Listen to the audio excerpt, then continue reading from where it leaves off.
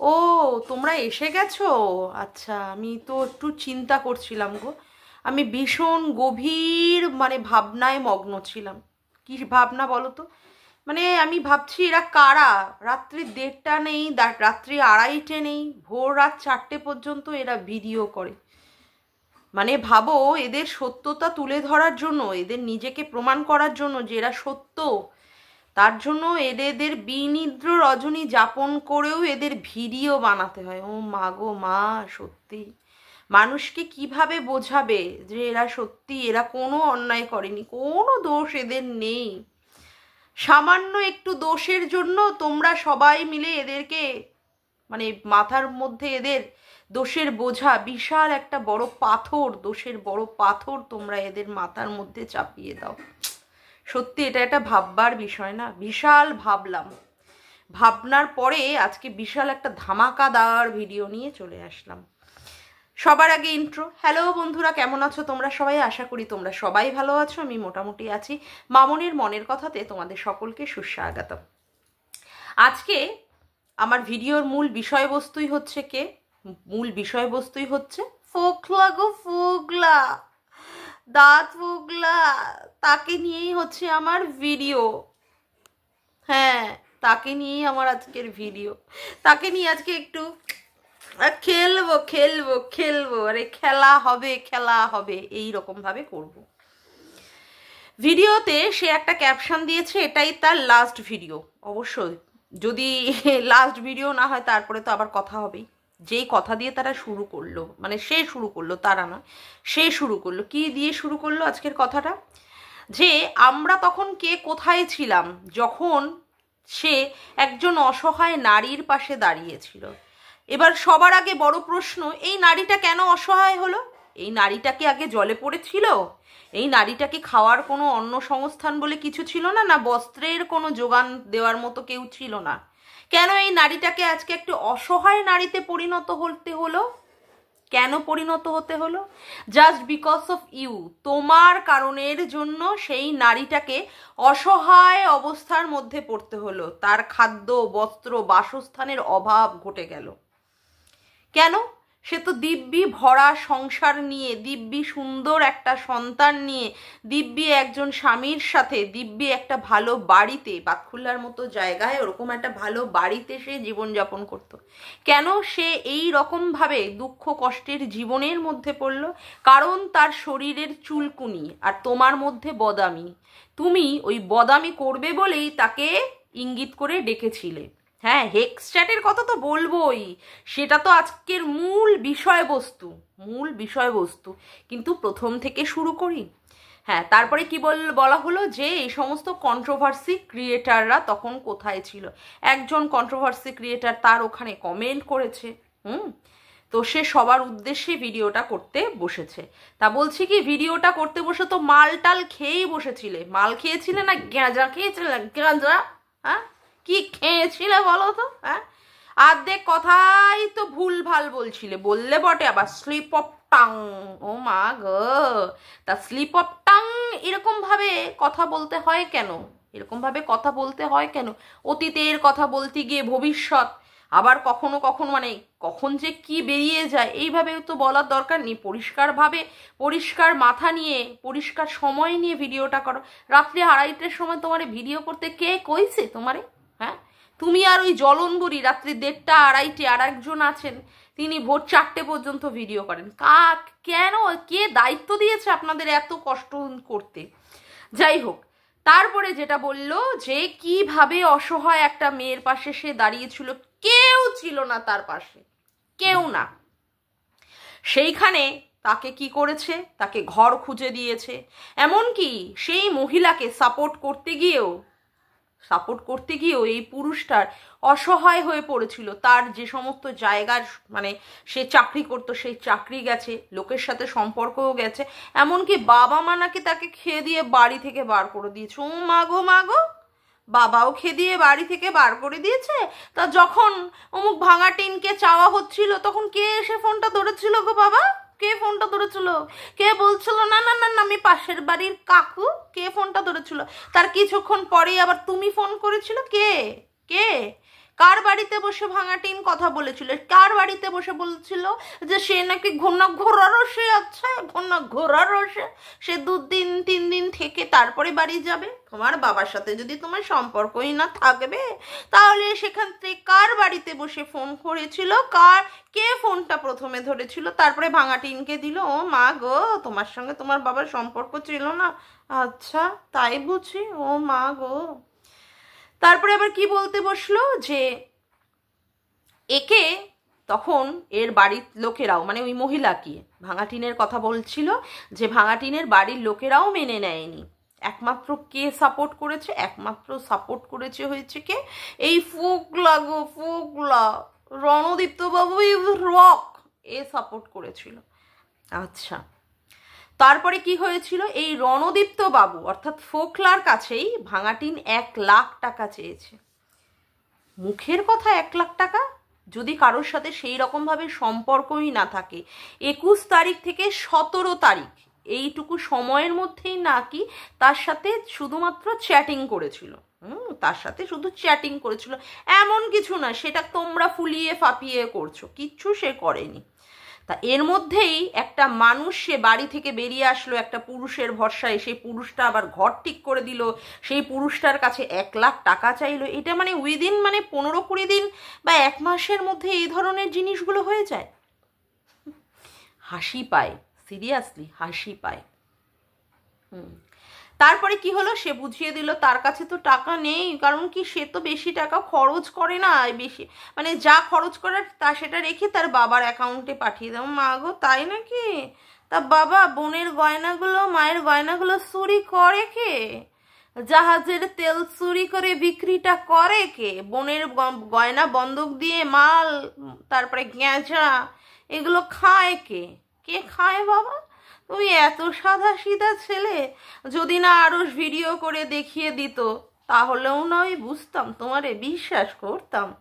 এখন তো আর বাবা বিশ্বাস করার জায়গাটাই আর রইল না, যেভাবে তোমার মুখোশ খানি কুইল্লা পড়ছে, আর একদিনে নয় 2 দিনে নয়, বারংবার। হ্যাঁ, তারপরে আবার কি বললো এই মহিলার সাথে নাকি তার সেই রকম ভাবে দেখেইনি, যাকে দেখেনি, যার সম্পর্কে সেই রকম জানেই না, তার হাত ধরে নাকি ওই মহিলা বেরিয়ে এসেছে। ও মা গো, মা গো, কি কথা কয়েছ গো, কি কথা, হ্যাঁ, কি কথা কইছ গো, হ্যাঁ। তারপরে আবার বলছে কি এই মহিলাকে শুধু লিখেছিল miss you, I hug you. ও মা, কি চুলকুনি, কি চুলকুনি গো, চুলকুনি। পরের বাড়ির বউকে কে লেখে বাবা I miss you, I hug you? কে লেখে? কে লেখে? যদি চ্যাটই করার হয় কোনো বিবাহিত মহিলার সাথে, তাই বলে ওই স্যাট I miss you, I hug you, শুধু এইটুকুতেই ক্ষান্ত ছিল বাবা? হ্যাঁ, হাগ করার সময় কিসের ছবি পাঠাইছিলা? দুটো ইমোজির মাধ্যমে দুজনের জড়াইয়া ধরছিল, এইরকম ছবি পাঠাইছিলা, মানে ব্যক্ত করতেছিলা যে কিভাবে তুমি ওরে এইভাবে জাপটাইয়া ধরতেছো। হ্যাঁ, জাপটাইয়া ধরতেছিলে এইরকম ভাবে? কে করে বাবা পরের বাড়ির বউকে এইরকম ভাবে? কে বোঝায় তার মনের ভালোবাসা? হ্যাঁ, নিজেই নিজেরে উদলা কইরা দিলা, আসলে কখনের তো সময় ঠিক করো নাই। 2:30-টের সময় কেউ যদি এই সমস্ত কথা বলতে বসে, তারপরে তো ভালোই বোঝা যাচ্ছে সে মদ টদ খেয়েই বসেছে। তাহলে তো তার কথা, যে কথা সে বলতে বসেছে আর যে কথা বলছে, মানে দুটোর মধ্যেই অসঙ্গতি তো অবশ্যই বোঝা যাবে, অবশ্যই ধরা পড়বে। যেটা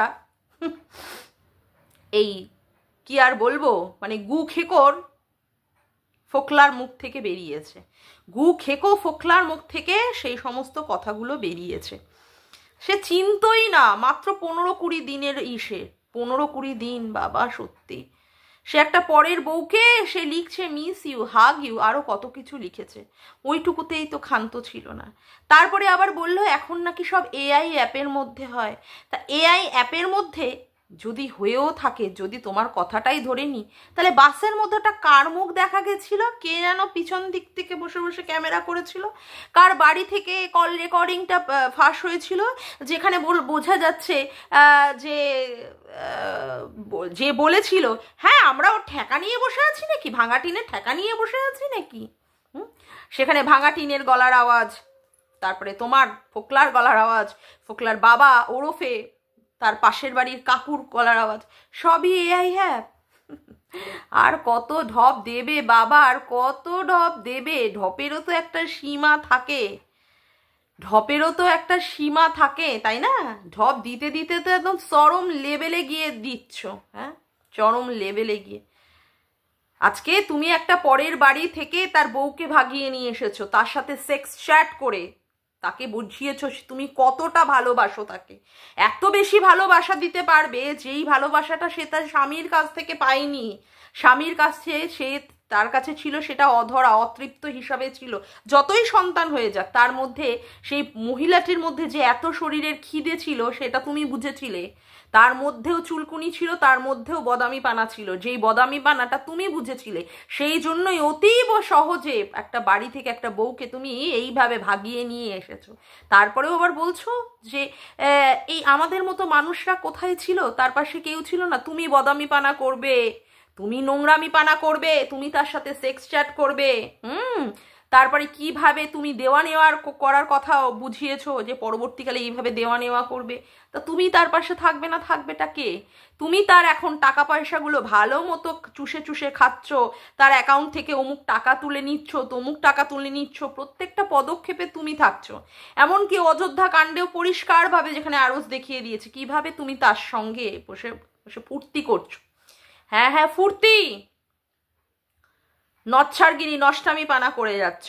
হ্যাঁ, তারপরেও তুমি বোঝাচ্ছ কে ছিল, থাকবে কেন? পরিস্থিতি তো তুমি তৈরি করেছো বাবা। বাবা চাঁদ বদন, বাবা ঝাঁটা খেগো, তুমি তৈরি করেছো, গু খেকো তুমি। আজকে তুমি নিজেকে একদম ক্লিন চিট দিয়ে পরিষ্কার সোজা সাপটা বোঝানোর চেষ্টা করছো তোমার কোনো দোষ নেই। সিরিয়াসলি বাবা, ভাগ্যিস বললে বটে, নাহলে তো জানতেই পারতাম না তুমি এই রকম একটা, সত্যি এই রকম একটা ভদ্র বাড়ির ভদ্র ছেলে, যার মধ্যে কোনো ত্রুটিই নেই, যার মধ্যে কোনো ত্রুটিই নেই। যদি বা কলঙ্কিত হয়ে থাকে রামচন্দ্র, ভগবান রামচন্দ্র যদি বা কলঙ্কিত হয়ে থাকে, তোমার মধ্যে সেই কলঙ্কের আঁচ এতটুকু নেই। বাবা সত্যি ভাগ্যিস বললে বটে। পরের বাড়ির বউয়ের সঙ্গে কেউ এই রকমভাবে করে তারপরে তার সেখান থেকে বার করে নিয়ে এসে আজকে এসে নিজে পরিষ্কার করার চেষ্টা করছে যে তার কোনো দোষ নেই। ছি ছি ছি ছি, কোথায় গেছে আমাদের সমাজটা। তারপরে কি বোঝাচ্ছে, যখন সেই মেয়েটি নাকি প্রচণ্ড পরিমাণে ভেঙে পড়েছিল, সেই সময় নাকি তাকে বুদ্ধি দিয়েছে। মাসিক হলে মানে মেয়েদের পিরিয়ডস হলে সেই সময় যে যন্ত্রণা, এমনকি একটা বাচ্চা জন্ম দেওয়ার যে যন্ত্রণা, সেই যন্ত্রণা দেওয়ার পরেও মানুষ বেঁচে থাকে। এই যন্ত্রণাটা মানে যে যন্ত্রণাটা তখন ভাঙাটিন সহ্য করছিল, সেই যন্ত্রণাটা নাকি এমন কিছুই না।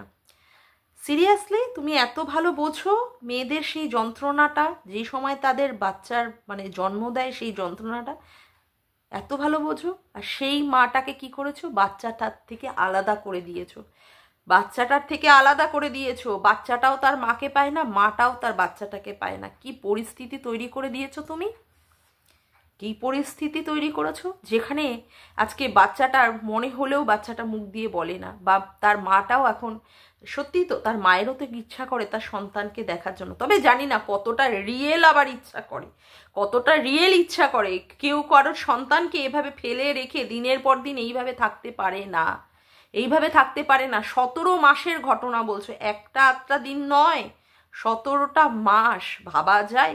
সেখানে আজকে বাচ্চাটা তার মাকে পাচ্ছে না, বাচ্চাটার দুধের যখন দরকার, যে সময় বাচ্চাটার দুধের দরকার, সেই সময় তুমি সেই মাটাকে সরিয়ে নিয়ে এসেছো। আজকে সিরিয়াসলি আজকে তুমি কিছুই দোষ করোনি। তারপরে আবার বলছো যে সমস্ত চ্যাটগুলো আছে সেই সমস্ত চ্যাটগুলোর মাধ্যমে সে কেন দেখাচ্ছে না। যে যে চ্যাট তুমি করেছো, যে যে চ্যাটগুলো করেছো, সেইগুলো থেকে তোমাকে কি একেবারে নিষ্কৃতি দেওয়া যায়? তুমি মানে তুমি কি এতটাই সোজা সাদা আর এতটাই ধোয়া তুলসী পাতা? তোমার কোনো দোষ ছিল না? চ্যাটগুলো কি তোমার ছিল না? সেইগুলো এআই অ্যাপের মাধ্যমে আর বোঝাচ্ছ যে সন্দীপ তোমার সঙ্গে করেছে। যদি সেটাও ধরে নিই, তোমাকে যদিও ধরে নি ক্লিন চিট দিই যে হ্যাঁ সত্যি তুমি করনি, তাহলে বাবা তুমি কেন স্টেপ নিচ্ছ না? সে কি করবে সেটা তো পরের কথা, সে ডিভোর্সটা নেবে কিনা, সে অমুক করবে কিনা সেটা তো পরের কথা। তোমার নামে এত বড় একটা অ্যালিগেশন দেওয়া হচ্ছে যে তুমি অন্য লোকের বাড়ি থেকে বউ চুরি করে এনেছো, তুমি সেক্স চ্যাট করেছো, তুমি তাকে বাড়ি থেকে বার করাতে তুমি মদত দিয়েছো, তুমি তার মাথাটাকে পুরো শেষ করে দিয়েছো, তোমার বদামি পানার পুরোটাই ঝরে ঝরে পড়ছে তোমার সেক্স চ্যাটের মধ্যে দিয়ে। সেইগুলোর জন্য তুমি কেন মুভ করছো না কোর্টে? আমি তো এটাই বুঝতে পারছি না। সন্দীপ কি করবে আমি নাম ধরেই বলছি, সেটা পরের থেকে তুমি আগে করো, তুমি আগে কেসটাকে নিয়ে মুভ করো, সেটাই তো বেটার হয় না? যার মান সম্মান থাকে, তার মানের যদি এতটুকু কোনো রকমের মানে বিচ্যুতি ঘটে বা মান যদি নষ্ট হয়ে যায়, সে তো সঙ্গে সঙ্গে যাবে কোর্টের দ্বারস্থ হবে, সঙ্গে সঙ্গে পুলিশের দ্বারস্থ হবে। তুমি কেন করছো না? তার মানে তুমি জানো পুরো দোষটাই করেছো তুমি, পুরো নোংরামিটা করেছো তুমি। তুমি পরের বাড়ি থেকে বউ ভাগিয়ে নিয়ে এসেছো, কারোর মানে সন্তানের থেকে তার মাকে ভাগিয়ে নিয়ে এসেছো, কোনো স্বামীর কাছ থেকে তার বউকে সরিয়ে নিয়ে এসেছো। তুমি সব থেকে দোষী, তুমি সব থেকে দোষী। তুমি আর কি করবে? তোমার ক্ষমতার মধ্যে তো নেই সেখানে মানহানির মামলা করার, কারণ পুরো জিনিসটার মধ্যে তো ঘটিয়েছো তুমি। তার জন্য তুমি এখন কি করছো? তুমি এখানে ভিডিও করে লোককে বোঝাতে বসেছো তুমি প্রচন্ড পরিমাণে সোজা সাদা সিধে ছেলে, তোমার কোনো দোষ নেই, তোমার কোনো দোষ নেই, শুধু তো সুল্লু খায় হচ্ছে সন্দীপ, তুমি বাবা কিচ্ছু খাও না।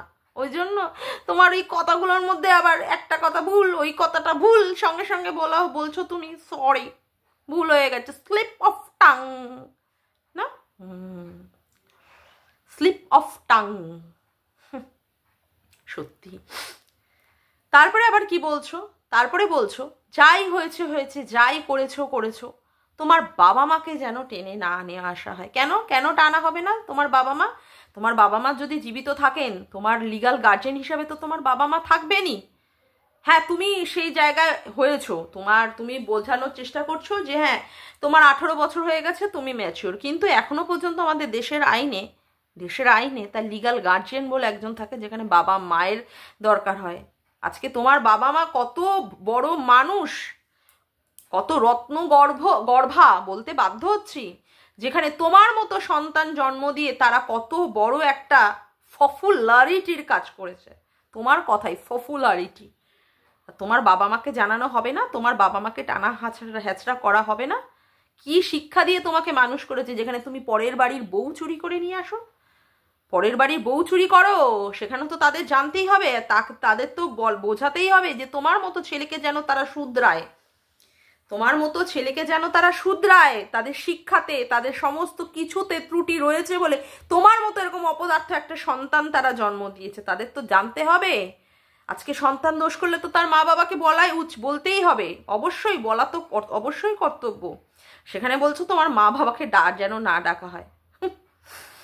হাসাচ্ছ, তুমি হাসাচ্ছ। আবার কি বলছো? কন্ট্রোভার্সি ক্রিয়েটারদের বলছো ভেবে চিনতে কথা বলতে। তাই তুমি ভেবে চিনতে কাজটা করেছিলে?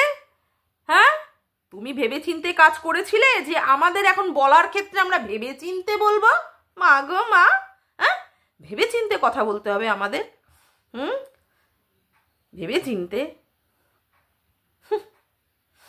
সত্যি এখনো যে এইভাবে কথা বলার দম রাখো, সাহস রাখো, এতেই বলতে হবে ধন্যবাদ তোমাকে, তোমাকে 100 কোটি ধন্যবাদ। এখনো যে তোমার সেই মনের জোর, বলার ক্ষমতা রয়েছে, এত বড় অন্যায় অপরাধ করার পরেও, এত বড় অন্যায় অপরাধ করার পরেও। হ্যাঁ তবে এখানে পরিষ্কারভাবে বোঝাই যাচ্ছে বগদাদা খেলাচ্ছে। বগদাদা তো সামনে আসার, ফ্রন্টে আসার কোনো মুখ নেই। অলরেডি তো ওনার ভান্ডা একদম ফেটে গেছে, কোন মুখ নিয়ে বগদাদা আসবেন? যে ক্লায়েন্টেরই উনি হাত ধরেছেন, সেই ক্লায়েন্টের সম্পর্কে অন্য কারোর কাছে বিশাল বিশাল বিস্ফোরক মন্তব্য করে উনি রেখে দিয়েছিলেন, সেটাও এখানটায় ফেটে গেছে।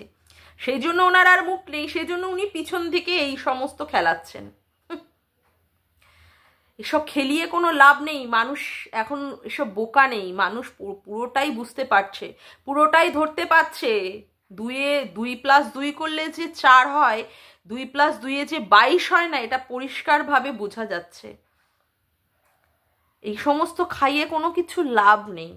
আবার কি বললে, তোমার চ্যানেলে তুমি ভিডিও দেবে কিনা, মানে ভিডিওতে তুমি এখনো পর্যন্ত মনিটাইজেশন অন করোনি, তুমি এত বড় একটা ভিডিও করছো 20-22 মিনিটের, 20 মিনিট সামথিং, 22 না, সেক্ষেত্রে তোমার এখনো অ্যাড আসছে না। আরে তুমি মনিটাইজেশন অন করবে কি করে? তোমার কি ক্রাইটেরিয়াগুলো ফুলফিল হয়েছে?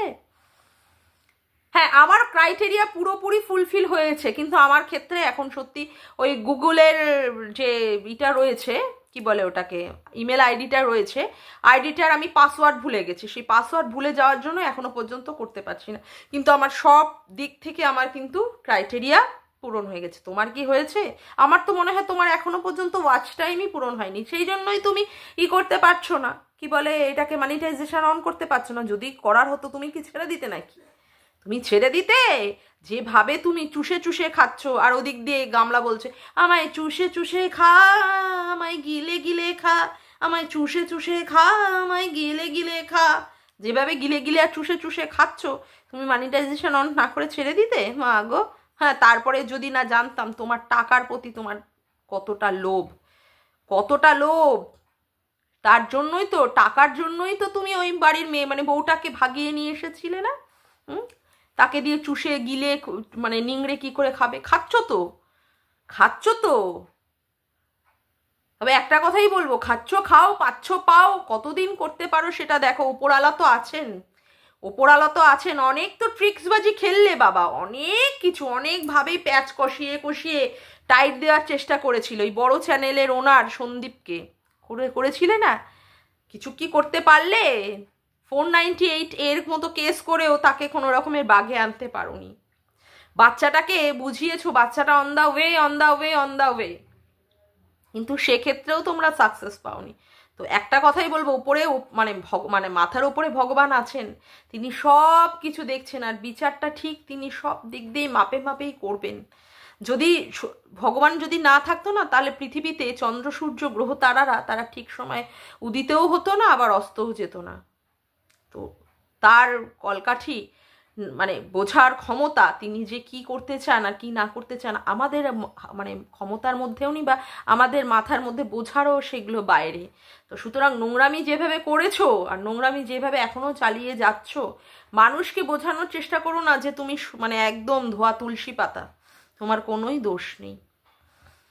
দেখো যতদিন পারো এরকম চালিয়ে যাও, চালিয়ে যাও, দেখো কতটা আরো সাকসেস পাও, এটুকুই বলবো।